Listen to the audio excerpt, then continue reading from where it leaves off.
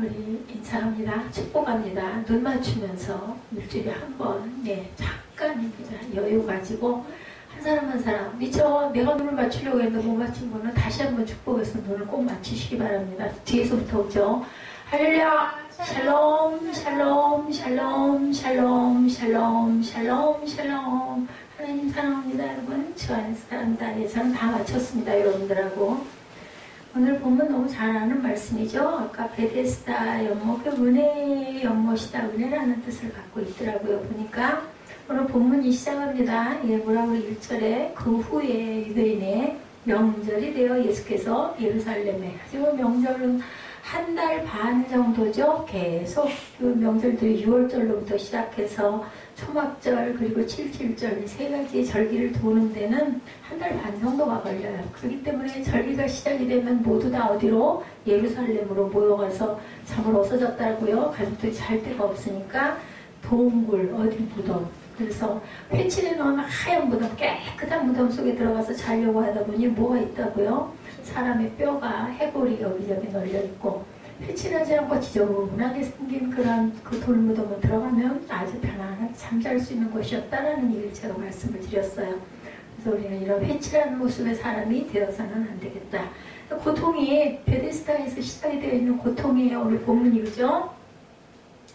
2절에 보니까 예루살렘에 있는 양문 곁에 히브리 말로 뭐라고요? 베데스다라는 못이 있는데 거기 행각이 5개가 있다고 얘기를 하죠. 큰 어떤 그 연못의 그 각들이 5개의 칸을 나뉘어지는 그런, 거기에 병자들이 많이 있을 수 있는 그런 행각이 5이 있었다.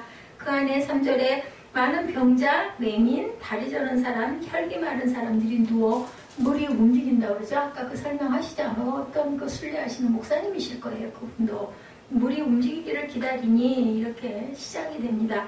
예수님의 공생애는 인간들의 문제, 특히 어디에 어떤 문제, 예수님께서는 질병의 문제에 중심을 많이 두시고 그 질병을 고쳐주시려는 해결사 역할을 항상 하셨습니다. 오늘 보면 바로 전에도 첫 번째 기적을 행했던 장소가 어디라고 여러분들? 예수께서 행하신 첫 번째 기적이자 무슨 기적? 사무엘아, 첫 번째 기적, 요한복음에 나온 뭐가 되는 기적? 어디에 나타나셨어? 가나의 혼인잔치. 그치? 그래서 하나님께서는, 예수님께서는 뭐를 이루고 살라고? 가정을 이루고 살라고, 가족을 이루고 살라고. 그래서 예수님께서는 의리딱딱한 아주 멋진 그런 대단한 중심지에 가시지 않고 촌락, 그죠? 조만한 가나의 혼인잔치에 가셔가지고 포도주가 떨어진 거를, 그것이 극상품의 포도주가 되시는 그런 기적을 나타내시는 부분이 바로 첫 번째 기적이었어요. 이것이 이제 그 앞에 왕의 신하의 아들의 병을 고쳐주시고, 그리고는 혼인잔치에 가셔서 물을 포도주로 변하게 하신다. 그리고 유대인의 명절을 맞아서 예루살렘에 올라가셨어요. 그곳에 많은 병자가 모여있는 무슨 연못? 베데스다라는 연못. 자, 이 히브리 말로 베데스다는 은혜다라는 뜻을 갖고 있죠. 우리가 모두 다 뭘로 구원받았어요? 은혜로 구원받았어요. 하나님께서 예수님을 통해서 우리를 고쳐주시기 위해서 예수 그리스도를 우리에게 보내셨습니다. 그래서 환자들이 모여있는 곳, 우리 인생의 현장이 바로 이런 곳이라는 것을 여러분들 생각하시기 바랍니다. 모든 문제, 집합소, 어디와 같다? 베데스다에서 시작이 되는 모든 일들이 이렇게 일어나죠. 그곳에 문제 해결하는 해결사는 누구시라고? 예수 그리스도시다. 무엇을 통해서? 말씀을 통해서. 그 말씀을 사모해서 이곳에 여러분들이 저와 함께 모여 있는 줄로 믿습니다. 자, 특히 38년이나 문제를 해결하지 못하고 고통 가운데 있었던 한 남자의 이야기죠. 오늘 사람들이 그곳에 모여있는 이유는 4절에 설명합니다. 뭐라고 얘기해? 4절, 이는 천사가 가끔 못에 내려와 물을 움직이게 하는데, 사무엘아, 손 입에다 넣지 말고 4절 하면 4절을 읽어. 그러면 안 지루해. 딴 생각이 안 들어와. 자, 4절, 이는 천사가 가끔 못에 내려와 물을 움직이게 하는데 움직인 후에 먼저 들어가는 자는 어떤 병에 걸렸든지 낫게 되밀어라. 뭐로 들어갔을까요? 물 움직이면 첫 번째 들어가야 된다라는 것은 뭐예요? 그 말씀을 믿는 믿음이죠. 그렇지 않으면 첫 번째 들어가면 어떻고 두 번째 들어가면 어떻고 안 들어가면 어때? 그러면은 그냥 그대로 앉아있으면 되는 거예요. 선택은 누구에게? 우리의 몫입니다. 항상, 그죠? 말씀을 믿고 믿는 자마다라고 하죠. 그래서 독생자를 주셨으니 이를 믿는 자마다 멸망하지 않고 뭐를 얻는다? 영생을 얻는다 하셨어요. 여기도 마찬가지예요. 베데스다 연못에 먼저 들어가는 자가 라고 나타나서 다들 기다리고 있는 게 물이 움직일 때를 기다리고 있는 거예요. 물이 움직이기만 하면 내가 먼저 뛰어들어갈 거야. 아수라장이었을 것 같아요. 근데 그 믿음, 내가 나을 거야. 먼저 들어가면 나 고쳐주신다고 해서 그 믿음이 중요하다. 가끔 천사가 물을 동하게 하는데 그 순간에 가장 먼저 들어가는 사람이 병이 낫는다는 이야기. 우리가 잘 아는 것처럼 자비의 집, 은혜의 집, 은혜예요. 은혜라는 뜻을 갖고 있습니다. 베데스다는 이 은혜와 자비는 모든 사람에게 열려있어요. 그 문이. 그런데 특히 누구에게? 연약한 자들, 환자들에게 아까 할 수 있다 해보자 하고 찬양했죠. 뭐 안에서? 믿음 안에서. 근데 예전은 정말 그 1월 1일 날 주신 말씀, 시편 말씀이 뭐예요? 주께 의지하기만 하면 내 길을 이루어 주신다고 하셨어요. 의지하는 게 가장 중요할 것 같습니다. 아까 찬양할 때 제가 일부러 다시 한번 확인하느라고 봤어요. 봤더니 그렇게 나와 있네요. 예지 시편 37편 5절 절대 잊어버리지 마세요. 외우세요. 내 길을 야훼께 맡기래요. 의지하면 그가 이루신대요.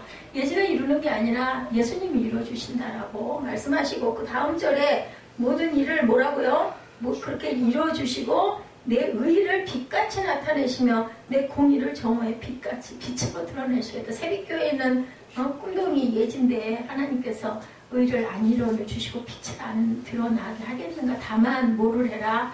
하나님을 의지하라. 내가 내 힘으로 하려 하지 말고 특히 그래서 오늘 찬양도 한 거죠. 특히 입술로 고백하고 하나님께 계속 기도하고 기도만 하고 눈만 감고 앉아있는 게 기도가 아니라고 얘기했죠. 기도한다는 건 뭐라?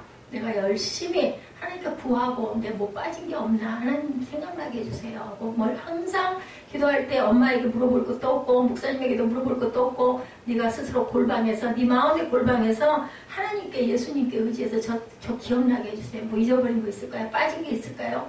가서 어떻게 하는 게 가장 제가 좋은 결과를 얻을 수 있을까요? 하고 항상 기도하고 그리고 묵상하기 바래요. 일주일 동안 특히 이제 오늘부터 뭐 그 접수가 화요일 날이라니까 뭐 한 주일이 남지도 않았네. 지난 주일을 그렇게 지냈을 줄로 믿고 또 본주가 다 다가올 때 월요일부터 화요일까지 그리고 목요일, 금요일 그죠? 디데이죠? 금요일 날이 시험을 볼 때도 실기시험은 분명히 볼 건데 보게 되면 딱 실기시험 보기 전에 급하게 서두르지 말고 눈 딱 감고 예수님에게 먼저 손 모으고 기도하고 최선을 다할 수 있게 해주옵소서 하고 내 기량을 다 보일 수 있게 해달라고 하나님과 의지해서 기도하고 하면 하나님께서 분명히 뭐 시편에 1월 그 1일 날 뽑은 그 제비고 뭐 이런 일이 있을 줄 알았나? 그때는 우리 몰랐잖아요. 그때 말씀을 주셨으니 그 말씀이 정답이라고 저는 믿습니다.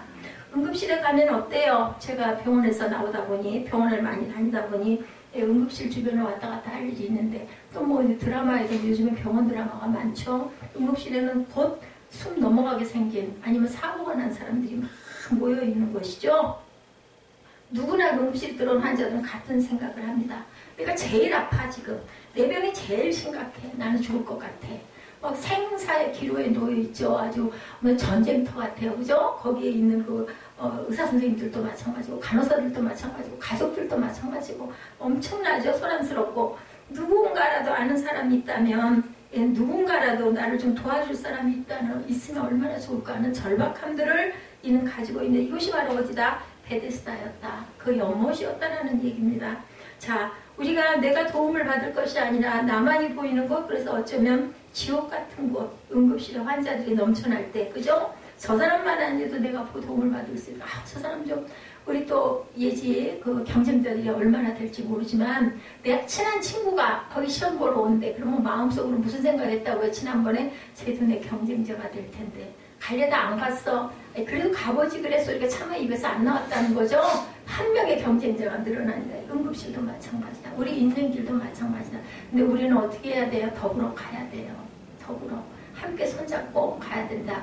나를 죄를 고쳐줬다 해서 예수님이 나를 안 고쳐주실 리가 없어요. 죄를 고쳐주세요 하고 갖다 디밀면 내 병은 저절로 나는 줄 믿습니다. 이런 마음, 이런 사람의 마음을 가져야 된다. 오늘 본문의 시작이 명절이라고 그러죠. 6월절. 예, 그날이 6월절인지 감사절인지 정확하게 나와 있지는 않지만 뭐라고 얘기해요? 이제 절기가 가까웠기 때문에 예수께서 어디로 가셨다고요? 예루살렘의 명절이 되어서 예루살렘에 올라가셨다. 그 전리가 됐다라는 얘기예요.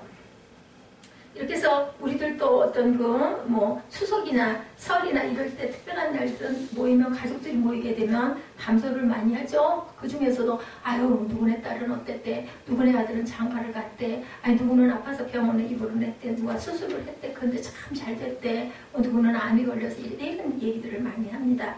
그것은 38년 동안 병 낫기를 기다리는 38년이 참 긴 기간이에요. 그죠? 그 사람에게 명절은 괴로운 날이었을 것이다.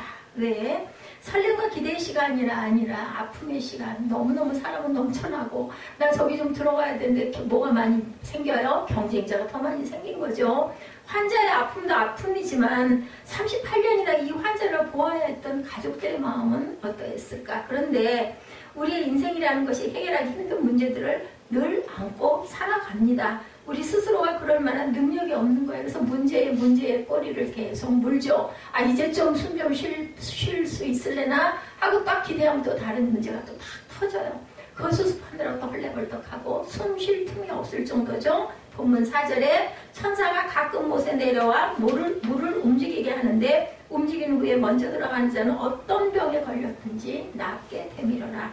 그런데 성서학자들에 의하면 이 말은 실제로 존재하는 것이 아니라 그런 소문이 있었다 이렇게 해석이 나와 있기도 합니다. 무슨 마음일까요? 지푸라기라도 잡고 싶은 마음이죠. 물에 빠진 사람이. 그 심정을 가진 사람들에게 이런 소문은 뭐예요? 마지막 희망이다. 예전에, 요즘에는 좀 많지 않아요. 정말 병이 안 고쳐지고 정말 도저히 불가능한 병들인 경우에 맨 마지막 가는 데가 어디예요? 기도원 가죠. 기도원 가서 뭐 하려? 금식하고 매달리는 거야. 어차피 죽으면 죽으리라로 매달려보자. 그래서 그곳에서 기적이 일어나서 고쳐지기도 하고 거기서 그저 돌아가가지고 시체가 돼서 나오는 사람들도 참 많았다고. 그래서 언젠가부터는 기도원에 들여보낼 때 그런 부분을 점검을 하는 일들도 있었다. 이게 지푸라기 잡고 싶은 그런 심정이죠. 어쩌면 인생의 막장에 마지막 소망을 두고 찾아온 사람들의 절박한 마음이 느껴지는 곳이 바로 베데스다 은혜의 집, 자기의 집이었다. 불치병들 앓는 사람들에게 얘기들 많이 하죠. 민방약이라고 하나요? 이런 약들도 굉장히 많이 돕니다. 왜 이 사람들은 병원을 몰랐겠어요? 의학을 모르겠어요? 그죠? 하나 안 되니까 이제는 민간요법이라도 해보자. 이런 마음이 들듯이, 정말 우리들 다이어트 할 때 뭐라 그래요? 뭐 먹고 누가 살 빠졌더라. 얘기 들으면 막 그쪽으로 몰려가요. 그거 먹으니까 굉장히 뭐가 안 좋대. 한마디만 딱 뜨면 그냥 또 그게 굉장히 잘 팔리다가 쫙 들어가 버리고. 그래서 기업들이 망하는 일들도 자주 일어난다고 합니다. 많은 환자가 있지만 오늘 예수님은 특별히 38년간 앓고 있는 한 환자에게 눈길이 가서 꽂히신 거예요. 5절이죠. 거기 38해 된 병자가 있더라. 예수님의 기적을 보면서 이해할 수 없는 일 중에 하나는 기적이 모든 사람에게 같게 일어나면 얼마나 좋겠어요. 그죠? 그냥 좀 거기 다 모여있는 사람들, 아픈 사람들이고 정말 지푸라기 잡고 싶은 심정으로 행각에 모여가지고 물동하기만을 기다리고 천사가 내려오기만을 기다리고 있는데 예수님이 거기에 가셨으면 누구는 고쳐주고 누구는 안 고쳐주셔요. 그냥 좀 다 고쳐주시지. 저도 그런 생각이 듭니다. 근데 예수님은 한 사람에게 눈이 꽂혔어요. 38년이나 된 그런 병자가. 환자들이 많은데 왜 이 사람에게만 시선이 갔을까? 왜 이 사람이 기적의 주인공이 되었을까? 주인공은 늘 몇 명이에요? 한 명이죠. 그죠? 한 명. 어디든 가면. 어쩌면 그 사람의 아픔이 예수님의 시선을 끌지 않았을까 싶기도 합니다. 38년 된 환자라는 것, 우리가 조금 생각해보면 당시 평균 수명이 38년이라는 세월은 그 사람의 인생에서 거의 전부였다. 이렇게 지금처럼 100세, 제가 어릴 때도 환갑이라는 게 있었잖아요. 환갑이면 지금까지 잘 살아왔대. 60년을 살았으니까. 근데 지금은 어때요? 환갑잔치 한다고 웃잖아요. 칠순잔치, 팔순 이렇게 얘기들 하죠. 그만큼 생명이 길어졌는데 그때는 40-50년을 그렇게 넘기기가 어려웠어요. 그렇기 때문에 환갑이라는 게 생겼으리라 저는 생각이 듭니다. 거의 전부 38년은 40년대 돌아갈 수도 있고 40몇 살이 돼서 돌아갈 수도 있다는 거죠. 평생을 병으로 살아간다는 것이 어땠을까요, 여러분들? 죽는 것보다 못한 시간이 아니었을까? 병원에 가보니까 그렇더라고요. 저는 참 복된 사람이라는 생각이 들더라고요. 실제로는 정말 고칠 수 없는 문제점을 갖고 있는데도 불구하고 그 병원에 가보니까 저처럼도 아주 건강해 보이고 단정해 보이는 사람도 없을 정도로 정말 감사하다라는 생각이 들었습니다. 여러분들 아시죠? 안산에 그 목회하시던 그 시인 고은 목사님, 그죠? 목회를 잘 하시던 그분에게 암이라는 질병이 있어요. 그 목사님들 이름이 유명해지신 목사님들 몇몇 분들 주변에 지금도 계신 분들 이렇게 내면을 들여다보면요, 우리가 외면으로 볼 때는 와, 목회를 정말 잘하시고 박사가 몇 개씩이나 되고 대단하시고 해외도 나가셔가지고 막 그렇게 선교하시고 이런다라고 하는데, 그분의 내면을 이렇게 안으로 들어가 보면 전부 다 병자들이에요. 전부 다 환자들이에요. 그래서 병을 다 앓고 계신 분들이더라고요. 이분이 암이 걸리셨어요. 이 고은 목사님이 안산에. 저도 안산을 좀 모르지 않죠. 오랫동안 투병 생활을 하셨어요. 언젠가 목사님을 찾아가 후배 목사님이 물었다고 그래요. 목사님 힘드시죠? 하고 물어봤더니 이 목사님 대답이, 교인들 항암 치료한다면 다 뭐라고 얘기하냐면 그 항암 치료하는 사람들 보면서 아이고 힘들겠구나 이 정도로만 생각을 했는데, 내가 이걸 걸려보니까 정말 너무너무 힘드네. 그러면서 얘기가, 확신한 천국 소망 두고 사는 사람인데 이거 안 받고 빨리 천국 가고 싶다라는 생각이 드는데, 많은 성도들이 내 생명 걷어가고 우리 목사님 살려주세요 하고 철야기도하는 그 성도들을 보면 내가 정말 살아있긴 있어야 되나 보다 하는 생각이 들었다. 참 행복한 분 아니세요? 이분. 저는 굉장히 이 말씀에 그 간증을 읽으면서 너무너무 은혜를 받았습니다. 얼마나 대단하면 집사님들이 기도하면서 저를 대신 가져가시고 우리 목사님 고치셔서, 연세도 많으세요. 그 고은 목사님이 노년이시거든요. 그러다 보니 내가 정말 나 데려가세요 소리를 참 못했다. 투병 중에 쓰신 시 한 편을 이렇게 보여주셨다고 합니다. 이 시가 상당히 그죠? 아주 진솔한 시 같아서 제가 여러분들에게 읽어드릴게요. 주님, 내 아픔이 너무 커서 그 아픔이 가족들이 아픔이 되지 않기를 기도합니다. 주님, 내 아픔이 너무 길어서 그 아픔이 교회의 어두운 그늘이 되지 않기를 기도합니다. 얼마나 오랫동안 그죠? 아프셨으면 이러셨을까요? 주님, 내 아픔이 너무 유별나서 세상 사람들의 조롱거리가 되지 않기를 기도합니다. 이 고은 목사님의 시예요. 이 시가. 안산에 가면 고은 목사님이 시인 목사님이라고 그래가지고 성도들이 많이 찾는 그런 교회입니다. 그냥 혼자 아프고 혼자 울기도 지금은 너무 벅차기 때문에 끝말미가 이래요. 그냥 혼자 아프고 혼자 울기도 지금은 너무너무 벅차다. 그래서 내 아픔이 정말 너무 유별나서 교회의 그늘이 되거나 사람들의 그 입에 오르내리는 그러한 아픔이 되지 않았으면 좋겠다. 제목이 주님, 내 마음이 너무 커서, 이런 제목입니다. 예수님께서는 보시고 아셨어요. 누구를? 38년 된 병자를 보시고. 오늘 그 말씀이 6절 말씀인데, 예수께서 그 누운 것을 보시고, 그죠? 병이 벌써 오래된 줄 아시고, 본문이에요. 이르시되 뭐라고 그러셨어요? 내가 낫고자 하느냐? 보시고 아시고 내가 낫고자 하느냐라고 물어보시죠. 주님께서 그곳에 찾아와 그들의 문제를 보시고 38년 된 환자의 아픔을 아셨지만 그들은 주님을 바라보지 않았다라는 것이 여기 내용으로 보입니다. 그들은 주님께 눈길 한번 주지 않고 오직 뭐만 바라보고 있었겠어요? 옆몸만 바라보고 있었어요. 뭐가 되기를? 물이 동하기를. 천사가 내려와가지고 물이 막 움직이기를, 기적을 이렇게 들여다보고 있는데, 기적은 어디에 왔어? 예수님을 통해 예수님이 오셨어. 고치는 분이 오셔서 사람들은 아무도 몰라. 이거 물 동하는 거 바라보고, 동하면 내가 제일 먼저 들어가야 되니까 다 준비하고 있는 거야. 몰랐다라는 거죠. 우리 인생 안에도 예수께서, 하나님께서 우리를 바라보고 계신데 우리는 뭐해? 감 떨어지지 않나? 감나무 쳐다보고 있는 거야. 내가 얼른 가서 주워 먹어야지. 이런 마음을 갖고 있다는 거죠. 우리의 모습입니다. 우리가 바라보는 것, 우리 인생의 문제를 해결해 줄 것 같은 것, 그것이 누굴까?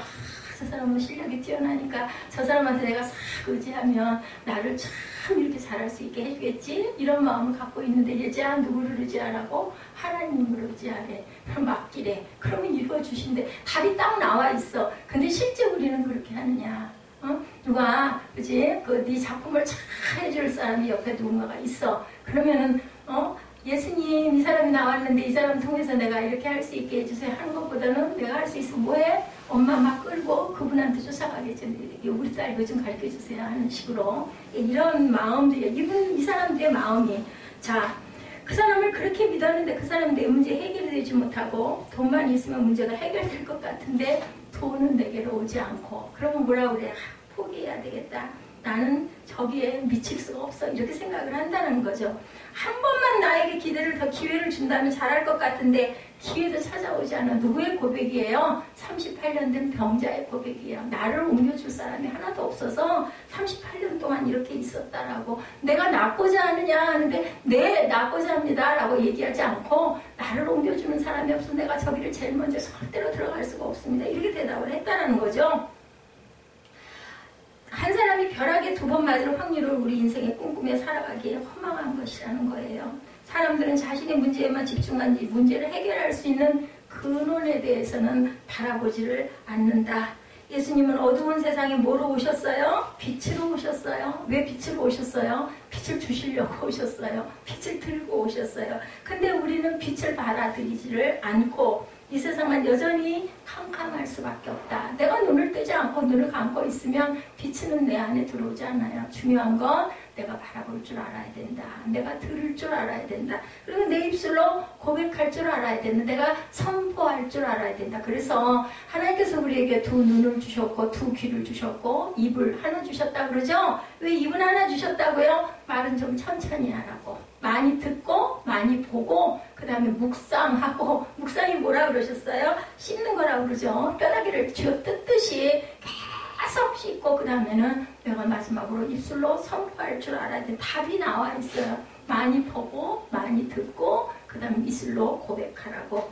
감사한 것은 세상이 주님을 바라보지 않고 하나님의 은혜를 받아들일 준비가 되지 않았는데 주님이 어떻게 해요? 친히 이 환자에게 찾아오셔서 관심을 받고 관심을 가지고 바라보시고 그다음에 뭐 하셨어요? 무로까지 봐주신다라는 거죠. 내가 낫고자 하느냐. 이분은 정말 축복을 충만하게 받은 사람이에요. 어디에 찾아왔다고요? 은혜의 집에. 예, 베데스다 연못에 찾아오셨다라는 거죠. 자비의 연못에 찾아오셨다라는 겁니다. 베데스다가 진정으로 은혜와 자비의 연못이 되는 순간이에요. 누구를 눈으로 보셨기 때문에 38년 된 병자가 예수님 눈에 뜨였기 때문에 주님이 찾아오셔서 그 남자를 뭘로 만나주셨어요? 인격적으로 정말 보잘것없고 아니 가족도 없는 거야. 가족이 있었으면 그거 좀 넣어줬지 않았겠어요? 언제까지 있었는데 없어졌는지 모르지만 이때 그 시간에 이 성경에 나타난 내용으로는 아무도 없어. 이 사람 옆에는. 그죠? 그것이 바로 은혜의 집이 되었는데 누가? 사람은 다 떠나는데 가족도 떠나는데 친구도 없는데 아무도 없는데 그곳에 예수께서 나타나셔서 네가 낫고 싶니? 라고 물어보셨다라는 거죠. 자, 주님과 같이라는 찬양 우리 많이 하죠. 이 찬양 주님과 같이 내 마음을 만지시는 분은 없네. 이 찬양 아시죠? 오랜 세월 난 알았네. 내겐 뭐밖에 없네. 주밖에 없네. 이 베데스다 연못에 38년 된 환자는 이 찬양을 했을 거예요. 제가 그걸 느껴요. 만약에 내 주위에 정말 잘 나가는 사람들이 많고 사람들이 목적지근하고 하면 내가 그렇게 하나님만 바라봤을까? 그죠? 38년 된 이 병자도 마찬가지의 심정일 것 같아. 이 찬양을 하면서 그 감동이 깊이 오는 사람은 아무도 없어. 주밖에 없을 때 이 찬양에 감동을 받습니다. 여러분들 내가 내 환경이 조금 좀 어렵다 해서 내가 정말 좀 아프다 해서 너무 그거 안타까워하지 마세요. 그런 사람일수록 하나님을 더 찾게 되고 구하게 되고 그런 사람일수록 주님을 만나게 될 수 있는 기회가 더 많다라는 것. 아까 부자 청년 이야기가 일부 우리 새빛 예배에 나와 있는 주제였었어요. 그래서 부자 청년 그거를 보냈어야 되는데 못 보내고 사무엘한테만 모아놨다가 아까 그래서 잠깐 우리 새빛 꿈동이들이 있기 때문에 보여준 건데 부자 청년이 그렇게 많은 재산을 갖고 있지 않았다면 귀한 관직에 있지 않았다면 예수님의 12제자처럼 별 볼 일 없는 사람이었다면 나를 따르라 다 놔두고 나 따라와 그러면은 그냥 얼른 일어나 따라가지 않겠어요? 가진 게 너무 많다 보니까 심히 어떻게 하고 근심하고 뒤돌아갔다라고 나와 있습니다. 부요함, 세상의 부요함에 너무 안타까워하지 마시기 바랍니다. 고통받는 자녀 품으시니 주밖에 없네. 주의 자비가 강같이 흐르고 주 손길 치료하네. 내겐 주밖에 없네. 우리 나중에 이 찬양 결단 찬양 하도록 한번 누가 좀 찾아봐 주시기 바랍니다. 주님이 찾아오시는 것, 주님을 만나는 곳이 바로 오늘의 베데스다 연못이다. 우리 문제 가운데 하나님은 항상 우리와 함께 하시죠. 예수님을 믿으면서 하나님을 진정으로 인정하지 않는 것이 문제예요. 문제. 그죠? 다른 것만 보고 있다는 거죠. 아까 얘기했죠? 창조주신 하나님께서 우리 인생의 문제를 해결하시는 누구시라고요? 해결사로 우리를 딱 기다리고 있어요. 근데 참 하나님도 야속하시죠. 그냥 딱 알고 좀 해주시면 어때? 꼭 뭐 해야 돼요? 내가 찾아야 돼요. 내가 구해야 돼요. 내가 불러야 돼요. 그래 내가 여기 있다. 근데 저 같아도 그럴 것 같아요. 내 아들이, 내 딸이, 나 이거 필요해, 나 이거 좀 줘 하면, 어휴, 그래, 여기 있으니까 가져가. 하는데, 아닌데, 얘, 너 이거 여기 있으니까 가져가라. 그러고 싶겠어요? 안 한다는 거죠. 어느 날 베데스다 연못가에 찾아오신 예수님은 38년 된 환자이가 내가 낫고자 하니 물어봤다라는 거예요. 그냥, 얘 여기 아픈 거 얘 고쳐줘야겠다가 아니라, 너 낫고 싶니? 물어봤다라는 겁니다. 그렇다면 우리는 선택을 꼭 해야 된다는 게 중요하다. 참 답답한 것은 이 사람에게 낫고자 하는 소망이 있었으나 묻고 계시는 분이 누구인지 알지 못하고 신세 한탄을 했다. 네, 한마디면 될 건데 뭐라 그랬어요? 내가 이 모양 이 꼴로 사는 것은 아무도 나를 빨리 물에다 넣어주지 않기 때문입니다. 우리의 모습이에요. 이것도 저의 모습입니다. 이것이 참 도와주는 사람이 없어서 38년 동안 이렇게 살았다. 근데 가만히 생각해보면 38년을 몸을 제대로 움직이지 못하는 상태에서 살았다는 것, 그것이 바로 또한 한편으로는 기적이죠. 그 이면에는 누군가의 도움이 있었으니까 38년 동안 굶어 죽지 않고 먹고 있지는 않았을까. 그죠? 제대로 몸도 움직이지 못하는 그가 살아서 숨쉬고 먹고 살 수 있었다는 것이 혼자 된 일이 아니에요. 그럼 1차적으로 뭐 해야 될까요? 우리가 감사해야 되겠죠. 내가 그래도 몸이 이럼에도 불구하고 38년씩이나 살아있게 기회를 가질 수 있도록 내가 살아있는 게 감사하다라는 감사를 해야 될 텐데 우리는 그 감사 안 해요. 근데 소원은 뭐니까? 고침받는 거니까. 안 된 것에 대한 불평을 한다라는 거죠. 그 시간을 보내면서 생명을 연장할 수 있었던 은혜와 더불어 그가 그의 자리 곁으로 예수님이 지나가고 계셨다는 것을 생각하면 축복의 사람이에요. 우리는 지금 성경을 보면서 와, 이 사람 진짜 우리 그냥 쉬운 말로 얘기하면 횡재했네, 땡 잡았네, 그 생각을 하는데 이 사람은 몰랐다는 거죠. 주님을 만난 그 자리에서도 여전히 그는 불평하고 있었습니다. 6절에 예수께서 그 누운 것을 보시고 병이 벌써 오랜 줄 아시고 내가 낫고자 하느냐? 병자가 대답하되 주여 물이 움직일 때 나를 못에 넣어주는 사람이 없어 내가 가는 동안에 다른 사람들이 먼저 내려가나이다. 너무 억울해요. 이 얘기를 하는 거죠. 그의 삶에서 예수님을 만난 것은 은혜인데 지나온 그의 삶이 그렇게 긍정적이지 않았다는 그런 내용입니다. 이 내용이. 왜냐하면 부정적인 생각을 하고 있으니까. 감사를 모르니까. 38년 동안이나 그를 도와주는 사람이 없었다는 것은 어쩌면 예수님이 아니고는 그를 구원할 손길이 없었다는 생각이 들기도 한다는 거죠. 얼마나 오랫동안 자신보다 먼저 연못에 내려가는 사람을 보면서 억울해하고 원망했을까? 안 그랬겠어요? 저도 그랬을 것 같아요. 나는 이거 갈 수가 없어갖고 못 들어가는데 저 사람들은 가가지고 다 병이 났네. 그죠? 다행이다. 아유, 고쳐서 다행이다 마음도 들지만 왜 나는 안 될까? 이런 마음으로 너무너무 마음이 아팠을 것이다라는 거죠. 6절에 그 누운 것을 보시고 병이 벌써 오랜 줄 아시고 그렇게 말씀하셨다는 거지. 내가 낫고자 왜 물어보셨을까요? 당연히 낫고자 해서 거기가 계셨을 텐데도 하나님은 꼭 확인을 하신다. 정말 당연한 것을 물은 것이 중요하다.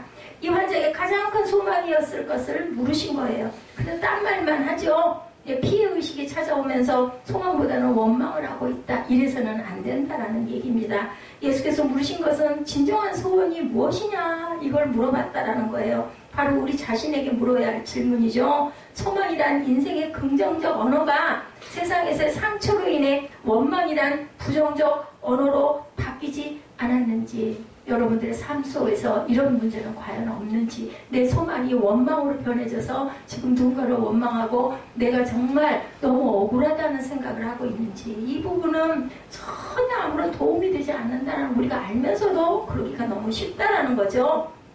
바로 그의 인생의 깊은 문제와 삶의 태도를 한 번에 바꿔놓으신 것은 주님의 명령이었습니다. 말씀이었어요. 8절 9절이죠. 예수께서 이르시되 일어나 내 자리를 들고 걸어가라 하시니 딴 말씀 안 하세요. 내가 너 고쳐줄게 뭐 이런 얘기 아무 말씀 안 하세요.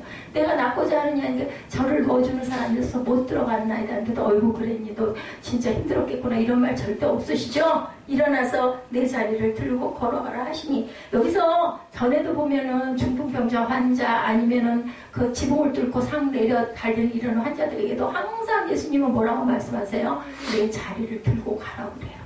우리 진보다리는 누가 들고 가야 돼요? 내가 들고 가야 되는 거예요. 그걸 감당하라는 거죠. 그죠? 예, 그 사람이 곧 나와서 자리를 들고 걸어가니라. 이날은 안식일이었다. 이 일 때문에 예수님은 뭐 하셨어요? 십자가에 못 박혀 돌아가십니다. 안식일에 일했다 해서. 사람이 살고 죽는 거 상관 안 해요. 뭐가 중요해요? 그 사람들에게는 율법이 중요했다는 거예요. 근데 예수님은 뭐라고 그러세요? 안식일의 주인은 누구다? 나라고 말씀을 하십니다. 예수님이 하나님이시기 때문에 사람을 위해서 안식일도 만들어졌고 사람을 위해서 율법도 만들었다는 거. 그걸 지키면 뭐하니까? 복 받으니까. 너희들 그걸 잘 지키고 살면 내가 하늘에서 복을 주리라. 그 청년에게도 뭐라고 그래요? 내 있는 것을 다 가난한 자에게 나눠줘라. 하늘에서 너에게 복이 임할 것이다 라고 얘기하시죠. 우리가 복하면 무슨 생각 들어요? 물질의 복, 막 그저 돈이 쌓이는 거. 근데 하나님이 주시는 복은 그런 복이 아니에요. 우리 마음의 평안. 그죠? 아까 저희들 우리 찬양했죠? 그래서 마음이 심령이 가난한 자에게는 하나님께서 어떤 축복을 주신다. 돈이 많다고 해서 우리가 아무 근심 걱정이 없다면 그게 돈이 남을지 모르는데 돈이 많음으로 인해서 더 아픈 사람, 더 방탕한 사람들이 너무너무 많아요. 그죠? 우리는 지금 늘 부족을 겪기 때문에 요게 조금만 좀 찼으면 좋겠어이지만 그게 채워지고 나면 그 다음에 또 어떤 일이 또 일어날까요? 그죠? 그걸로 해결이 안 된다는 거죠. 예수님은 아주 직설적으로 말씀하시죠. 문제의 핵심을 보고 계십니다. 38년이나 걷지 못하고 누워있던 사람에게 자리를 들고 걸어가라고 뭐 같아요? 불가능한 것을 하라고 하시는 것까지 느껴진다는 거죠. 우리가 실제 생활 안에서 이럴 때가 너무 많아요. 되지도 않는데 뭐 성경에서 자꾸 이렇게 얘기를 해. 도대체 이건 달라. 이런 생각이 저나 여러분이나 듭니다. 그가 누워있던 자리는 그의 아픔의 기억이 묻어있는 흔적입니다. 갖다 버리고 싶은 거 아니겠어요? 과거의 아픔을 들고 일어나라는 말씀이에요. 그리고 그날이 안식일이었다는 것이 중요합니다. 그죠? 안식일은 하나님의 품 안에서 뭐 하는 날이에요? 쉼과 평안을 얻는 날입니다. 근데 예수께서는 안식일에 환자를 만나 고쳐주신 그 일로 인해서 이제 논쟁이 일어나죠. 10절에 유대인들이 병나은 사람에게 이르되 안식일인데 내가 자리를 들고 가는 것이 옳지 아니하니라. 그때 그 율법에는 어떻게 했다고요? 3걸음 이상을 연속해서 가면은 일하는 거예요. 그래서 그 다음에 생긴 게 어떻게 해요? 3걸음 가서 쉬어. 그러면은 좀 있다가 다시 3걸음 걸어가고. 바느질도 5바느질 이상 땀을 뜨면은 그것도 일이야. 안 돼. 그러면 5바느질을 꼬매놓고 기다렸다가 다시 또 5바느질을 새롭게 시작하고. 이제 이 편법이 생기는 거죠. 하나님의 깊은 뜻은 그게 아닌데 하나님께서 주시는 은혜를 은혜로 받지 못하고 원망하는 사람들이 생겨납니다. 하나님의 은혜를 논쟁거리로 만들죠. 어떤 이에게는 커다란 축복의 순간이 어떤 이에게는 비난의 시간이 되기도 한다. 예수님은 사람 고쳐놓고 결국은 십자가 처형의 길로 갈 수밖에 없는 아주 기가 막힌 억울함. 예수님의 억울함에 비한다면 우리는 얼마나 억울할까 한번 생각해 보시기 바랍니다. 왜 유대인들은 38년이나 누워있던 사람이 일어나 걷게 된 것을 기뻐하지 못했을까요? 우리 주변에는 부정적인 태도를 가지고 살아가는 사람들이 정말 많다는 생각입니다. 부정적인 태도를 버리지 않는 한 하나님을 베푸시는 은혜가 은혜로 고백되지가 않는다는 것이 불행한 삶이다. 그거 여러분들 기억하시기 바랍니다. 38년 된 환자에게나 우리에게나 예수님을 만난다는 것은 누구에게나 축복이에요. 38년이 안 됐어도, 그죠? 내가 엊그저께 다락기가 났어도 그거 와서 나 고쳐주시면 너무너무 축복이죠. 38년 된 환자만 축복이겠습니까? 축복입니다. 그래서 제가 그거 민간요법인데 이거 해봐 그랬더니 아이고 그건 미신이니까 안 돼. 믿음으로 하면 저는 고쳐드려요. 한 번 쓰는 건데요 뭐. 저는 그 기억이 지금도 나요. 그래서 나았거든요. 어쨌든 간에 예수님은 이 자리에서 자리를 들고 일어나라고 명령하시죠. 기적은 예수님의 명령에서 시작이 됩니다. 아주 인상적인 것은 부정적인 삶의 태도와 인생의 고통으로 힘들어했던 그에게 예수님을 만나는 기적을 체험하고 은혜를 경험하자 변화가 일어났다라는 사실이 중요합니다. 그 삶에서 증거할 무엇이 생겼다는 거죠. 우리가 하나님의 은혜를 경험하고 나서 설명이 안 되는 일들이 있습니다. 하지만 분명한 것은 우리 삶에서 일어난 변화가 중요하다. 은혜를 받았어. 받으면 뭐 해야 된다고요? 행해야 되고 행하고 나서는 변화가 일어나야 한다는 거죠. 10절에 유대인들이 불평과 비판에 대해서 환자가 11절에 대답하죠. 그래서 제가 중심 구절을 11절로 잡았습니다. 나를 낫게 한 그가 자리를 들고 걸어가라 하더라. 그가 우리는 종종 예수님에 대해서 뭐라 말할 수 없어도 우리 인생에서 행하신 그분의 놀라운 일을 증거합니다. 저도 자꾸 증거하죠. 무슨 특별한 기적 같지도 않은데 저 목사는 왜 저렇게 맨날 자기 얘기를 해 이럴 수도 있지만 저는 제가 체험한 것에서 은혜가 제게 임했기 때문에 이게 이 뜻이야. 요즘에 사단이 아주 그냥 성전을 무너뜨리려고 아주 극악을 떨어요. 우리 사무엘에게 왜 이렇게 안 좋은 일들이 많이 생기고 어려서부터 그런 일들이 생기고 이렇게 안 좋은 일을 자꾸 애가 가려고 하나. 그것을 어저께밤에 묵상을 하다가 목회자의 아들이다 보니까 이런 것들도 네가 고쳐라. 이런 일들도 뚫고 아들이 나가서 변화된 삶을 살게 네가 만들어라. 그래서 또 하나의 열매가 정사무엘인가 하는 생각을 제가 해봤습니다. 아주 교회가 어떻게 하면은 더 침몰하게 될까? 이것을 연구하는 게 누구라? 사탄이라. 예수님이 안식일에 행하신 일로 인해서 바리새인들은 격분했고 나음을 입은 사람에게 찾아와 묻죠. 누가 고쳐줬느냐? 그러자 그 사람이 대답하죠. 그분이 누구인지 모르지만 그분이 자리를 들고 일어나라고 명령하셨습니다. 두 번째 중요한 삶의 태도는 14절에 주님의 말씀하시는 것 가운데 찾아지죠. 그 후에 예수께서 성전에서 그 사람을 만나 이르시되 보라 내가 나았으니 더 심한 것이 생기지 않게 다시는 죄를 범하지 말라 하시니 이 사람은 38년 된 병자인데 죄를 범해서 38년 동안 병자가 됐대요. 왜 그게 우리 몸의 질병이 무슨 죄일까? 이 생각이 들기도 하지 않습니까? 근데 예수께서 하나님께서 우리에게 몸을 주셨을 때 그 몸을 어떻게 잘 지니라고 그랬어요. 그죠? 네 몸이 거룩한 성전이라고 그 성전을 잘 관리하라고 그랬는데 내가 잘 관리하지 못해서 뭐 세균을 통해서 아니면 환경을 통해서 아까 또 뭐 그 비염들이 많으신 것 같아서 제가 그걸 하나 올려봤는데 혹시 참고가 될까 해서 올려봤습니다.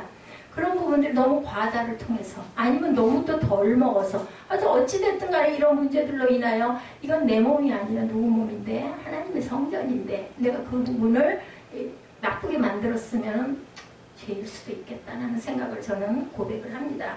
그 후에라고 되어 있는데 환자를 고치신 날이 안식일이었고 그 일로 인해서 논쟁이 일어났다. 유대인들이 안식일에 일어났던 일로 인해 이 사람을 데려다 신문을 하기도 했다는 거죠. 그 당시에 상황이 기록됩니다. 12, 13절입니다. 그들이 묻되 너에게 자리를 들고 걸어가라 한 사람이 누구냐 하되 고침을 받은 사람은 그가 누구인지 알지 못하니 이는 거기 사람이 많으므로 예수께서 이미 피하셨습니다. 저 사람이요 해야 할 텐데 이미 그분은 안 계신 거예요. 그 자리에. 알았겠죠? 예수께서는 분명히 또 사람들이 들들 더 모여들 것이다 라를 알고 살짝 피하셨습니다. 예수님께서는 그 기적이 목적이 아니에요. 기적을 통해서 하시고자 하는 일이 항상 있으시죠. 기적을 이루시면 기적 이루신 다음에 꼭 목적이 따로 있습니다. 물론 신학적으로는 17절 말씀이 아주 중요하죠. 예수께서 그들에게 이르시되 내 아버지께서 이제까지 일하시니 나도 일한다 하시네. 기적을 통해 예수님이 어떤 분이신지를 드러내고 계세요. 지금 이 사람을 통해서. 어쩌면 일부러 안식일에 병자를 고치시면서 안식일의 주인이신 하나님의 주권을 증거하고 계셨을 수도 있습니다. 예수께서는 안식일에 그와 같은 일을 행하신 것은 그분이 바로 하나님이시기 때문에 하나님이 하시는 일을 하신다는 것을 밝힌 거예요. 내가 대신 하나님 일을 내가 행했다. 이렇게 얘기해서 내가 하나님 아들이야. 이제 여기서 이 죄까지 겹쳐지는 거죠. 18절에 보면 나타나지만 오늘 기적의 사건을 통해서 우리가 개인적으로 교훈으로 삼아야 하는 것 중에 하나는 기적을 경험했으면 기적에 합당한 삶을 살아라. 또 그 얘기 안 할 수가 없네요. 제가 퇴원했잖아요. 퇴원해가지고 처음으로 정말 얼마 만에 이 가을엔 어딜 가본 적도 없는데 한적한 강가에를 갔는데 딱 그래서 제가 기도를 좀 해주십시오. 그래서 기도를 했는데 기도하는 도중에 딱 그 찬양이 딱 오더라고요. 머리에. 또 하나의 열매를 바라시며. 그래서 바로 어플을 확인을 해가지고 유튜브에서 그 찬양을 들었어요. 그랬더니 어쩌면 그 가사 안에 있는 말씀이 다 제게 행하신 말씀인 게 느껴지면서 또 하나의 열매를 바라시며, 그럼 아직 내가 세상에서 끼쳐야 할 일이 있구나. 아무 살 소망이 없을 것 같은데 그냥 난 딱 아까 누구처럼 고은 목사님처럼 그냥 하나님께 갔으면 진짜 좋겠는데 하나님은 나를 살려놓으시고 고쳐놓으시고 뭐 그렇다고 다 완치된 것도 아니지만 또 하나의 열매를 바라고 계시는구나 하는 깨달음이 와서 엄청 울었어요. 제가 뭐 우는 게 아파서 울었겠어요, 억울해서 울었겠어요, 감사해서 울죠. 왜냐하면 아직도 하나님의 성령이 나를 다스리고 계신다는 게 너무 감사해서. 그럼 내가 이 병을 통해서, 이 수술을 통해서 하나님께 얻은 게 너무 많은 거예요. 물론 뭐 돈이 조금 손해가 나고 몇 달 동안 왔다 갔다 하느라고 옆 사람까지 힘들게 하고 그죠? 이런 부분이 있었지만 하나님께서는 분명히 아픈 것, 나쁜 것, 힘든 것들을 통해서 하나님께서 내게 하시는 말씀이 분명히 있고, 근데 그걸 들을 줄 아는 귀와 마음이 있는 사람에게 하나님의 성령을 분명히 임하신다는 것. 아유, 다행이네. 그러면 이 정도로 수술이 됐으니 다행이네. 그냥 그것이 아니라 하나님께서는 분명히 내게 향하신 뜻을 갖고 계시다. 또 하나의 열매를 네가 거둬라. 제가 그래서 너무 힘이 들어서 종종 그런 얘기를 하죠. 주변 사람에게. 하나님이 나를 너무 과대평가하고 계신다. 나는 정말 못하겠는데, 정말 안 하고 싶은데 왜 하나님은 이렇게 힘든 고비를 자꾸 넘게 하실까? 정바울 전도사님 때도 마찬가지였어요. 아, 나 하나님 안 할래요. 나 이제 못하겠어요. 정말 힘들었죠. 3년 동안. 그러고 났더니 그 뒤로 대타를 이어가지고 정사무엘이 등장을 합니다. 그러면서 지금도 그죠? 그 사단을 통해서 저를 굉장히 힘들게 합니다. 아들을 통해서 성품을 변화시키려고, 그 혈기를 누르게 하시려고, 그 빈 마음을 들게 하시려고 나를 이런 그 과정 속으로, 특히나 더더군다나 이 나이에 할 수 있는 게 아무것도 없는 것 같은 이 나이에 하나님은 또 하나의 열매를 거두라고 말씀을 하시네요. 그래서 참 감사했습니다. 사실 모든 병을 죄와 연관시키는 것은 여러분들 옳지 않아요. 예수께서도 그와 같은 태도를 경계하셨던 것도 사실이죠. 요한복음 9장 1절에서 3절에 나오죠. 예수께서 길을 지나가시다가 날때부터 소경된 사람을 만나게 되었는데 제자들이 논쟁하죠. 요한복음 9장 1절에서 3절 한번 보세요. 이 사람이 맹인된 것이 이 사람의 죄인지 부모의 죄인지, 그런데 예수께서는 이 사람이 맹인된 것은 죄의 문제가 아니라 하나님이 하시는 일을 나타내고자 하심이라고 말씀을 합니다. 그 일을 생각한다면 예수께서는 다시 만난 38년 된 환자에게 다시는 죄를 범하지 말라고 부탁하신 것으로 보아서 죄와 연관된 병의 문제라는 것을 알 수가 있는데, 이 부분을 메시지 성경에서 이렇게 표현합니다. 14절에 다시는 죄를 범하지 말라 하시니, Don't turning to a singing 하고 나오죠. Life or something worse might happen 합니다. 저에게는 두 가지 문제일 수 있다고 저는 생각이 듭니다. 실제로 그가 죄를 인하여 병을 얻었다는 다시 죄를 짓지 말아야 할 것이고, 38년은 병자로 있었다면 그 다음에 우리는 어떻게 해야 될 것인가? 그 병자의 삶에서 어떻게 해야 될까? 남을 원망하거나 누구를 탓하거나 마음속에 담아두었던 분노로 죄를 짓지 말라는 뜻을 갖고 계신다. 내가 분을 내가지고 해결될 일은 아무것도 없더라고요. 자식 문제도 마찬가지고. 그래서 하나님께서는 어떤 목사님 그 얘기하시더라고. 자녀를 통해서 우리를 깨닫게 하신다고. 우리가 자녀를 낳는 이유는 내 자녀가 내 마음대로 안 되잖아요. 그래서 자녀를 통해서 내가 깨지고 부서지면서 하나님의 마음의 뜻을 깨달아 알게 하신다라는 얘기를 하시더라고요. 그래서 그런 얘기 있죠. 자식 이기는 부모 없다고. 그럼 얼마나 마음이 깨지고 부서지겠어요. 그게 누구의 마음? 하나님의 마음이시죠. 그렇게 살다가 이 환자는 예루살렘 성전에서 예수님을 만나게 됩니다. 그때 예수님은 이 환자에게 옛 생활로 돌아가 다시 죄를 짓지 말라고 말씀을 하시죠. 아마도 이 사람의 병의 원인은 죄 때문이었던 것 같아요. 뭐 원망하고, 그죠? 굉장히 막 불평하고 이런 죄들. 우리 인생의 문제를 또 하나 접합니다. 나음을 얻은 것보다 더 중요한 것은 옛생활로 돌아가지 않는 것. 제가 난소에 뭐 종양이 있고 허리에 문제가 있고 그죠? 여러 가지 문제들이 있어요. 지금도 뭐 질환들이 있어서 약을 먹고 있는데 그렇다면 어떻게 해야 될 것인가? 좋지 않은 것들을 되도록이면 접하지 말고 그죠? 예, 잘 해야 될 부분을 열심히 잘 실천하고 가야 되겠죠. 내 몸이 이렇게 됐으니 이미 어쩔 수 없어가 아니라 그것에서 내가 내 생활 가운데서 돌이킬 수 있는 걸 돌이키고 되도록이면 무슨 말로 아까 예지가 대답하더라고요. 긍정적인 생각을 많이 해야 돼요. 맞습니다. 그래도 감사하다. 어휴 저렇게 암으로 막 그 암 선고받은 사람도 저렇게 많은데 나는 뭐 그까짓 건 아무것도 아니지. 너무너무 감사한 마음을 품어야 되겠다. 바로 오늘 기적을 통해서 예수께서 일하는 방식과 목적을 우리가 발견하는데 우리 문제 가운데 오셔서 자비를 베푸시는 주님께서 중요한 것은 우리의 삶이 예전으로 돌아가지 않기를. 나쁜 습성이 있었으면 그 나쁜 습성을 고쳐야 될 것이고 나쁜 식습관이 있었으면 그것도 또한 고칠 줄 알아야 될 것이고 그걸 고집을 하고 나는 못 고쳐. 나는 나이가 이만큼 먹었고 나는 그냥 입에 그냥 물들었으니까 이렇게 살 거야. 그러면 결국은 절대로 고쳐질 수가 없다. 뭐를 열어야 돼? 귀를 열어야 됩니다. 그리고 받아들일 줄 알아야 됩니다. 고집 부려서 될 일은 전혀 없습니다. 아까 말씀드렸죠. 우리에게 눈 2개와 귀 2개를 주신 건 많이 보고 많이 듣고 그리고 입술로 고백하고 실천할 수 있는 기도할 수 있는 도구가 되라고 우리에게 눈 2개와 귀 2개와 입을 주셨습니다. 안식일의 주인이신 그분을 의지하고 살아갈 때 우리가 누릴 자유함이 있다. 나를 의지하라 부르시죠. 아까 예지 주신 말씀도 여호와를 의지하라고. 네가 나를 의지하면 내가 네 일을 내가 해줄게. 저와 여러분에게도 똑같은 말씀을 합니다. 지금까지 경험하지 못한 새로운 세상, 참 자유함을 누리는 세상을 하나님께서는 질병 중에서도 이루어주시고 고난 중에서도 이루어주시고 말 안 듣고 문제가 많은 아들 속에서도 제게 음성으로 들려주십니다. 그렇기 때문에 나는 또다시 힘을 내서 오늘도 힘차게 일어나죠. 우리의 삶은 크게 둘로 나눠줄 수 있는데 주님을 만나기 전에 살았던 삶과 주님을 만난 후에 내 고백이 과연 어떠한가. 내가 하나님의 은혜를 잔뜩 받았을 때 그 고백과 지금 내 고백은 과연 다른가, 달라져 있는가, 그것을 여러분들 생각해 보시기 바랍니다. 주님을 고백하는 순간 이전의 삶으로 돌아가서는 안 됩니다. 돌아갈 수는 없습니다. 돌아가면 뭐를 짓는 거야? 죄를 짓는 겁니다. 죄로 인해 우리가 겪어야 했던 고통을 알기 때문에 오늘 우리가 서 있는 자리가 베데스다가 되는 것, 은혜의 자리, 자비의 자리가 되는 것은 언제부턴가 잃어버렸던 소망으로 인해서 원망하던 삶이 소망을 찾는 것. 무엇이든지 확실하지는 않지만 우리의 삶을 바꿔주신 그분을 증거할 수 있는 것, 그것이 우리 삶 가운데 찾아오신 주님의 기적입니다.